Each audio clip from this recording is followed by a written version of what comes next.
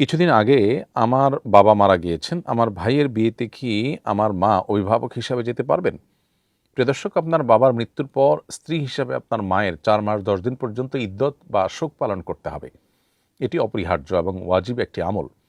এই আমলটি করার জন্য স্বামীর ঘরে ৪ মাস ১০ দিন অবস্থান করতে হবে। একটি কক্ষে বন্দী থাকা নয়, বরং বাড়ির চৌহদ্দিতে তিনি বসবাস করবেন এবং দূরে কোথাও বা বাড়ির বাইরে কোথাও যাওয়ার একান্ত প্রয়োজন হলে ডাক্তার দেখানো বা অন্য কোনো একান্ত জরুরি কোনো নিড থাকলে সেজন্য তিনি যেতে পারবেন।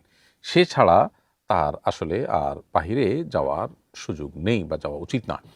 আ যেহেতু আপনার আ বোনের বা ভাইয়ের বিয়েতে তার উপস্থিত হওয়াটা অনেক বেশি আ গুরুত্বপূর্ণ না। বিশেষ করে অভিভাবক হিসাবে তার সম্মতি, তার সাক্ষ্য এগুলোর কোনোটারই আসলে ইম্পর্টেন্স নাই সেভাবে। তো সেহেতু বিবাহের আগদটা ওই বাড়িতে হতে পারে, যাতে করে আপনার মায়ের উপস্থিতি হতে পারে।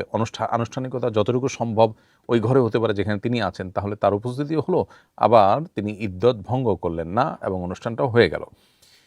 সেরকমটি করা গেলে সবচেয়ে ভালো। যদি সেটা কোনো কারণে করা না যায়, তাহলে সেক্ষেত্রে একান্ত যদি তার যাওয়া লাগে, তাহলে খুব দ্রুততার সাথে দিনের বেলায় তার সেখানকার কাজ শেষ করে তিনি আবার ফেরত আসবেন। কিন্তু চেষ্টা করা দরকার তিনি না যেয়ে বরং এখানে কোনো আনুষ্ঠানিকতা করা যায় কিনা, যাতে করে তার উপস্থিতিটাও থাকে, তিনি মন খারাপ না করেন এবং সন্তান হিসাবে আপনার ভাইও মন খারাপ না করেন।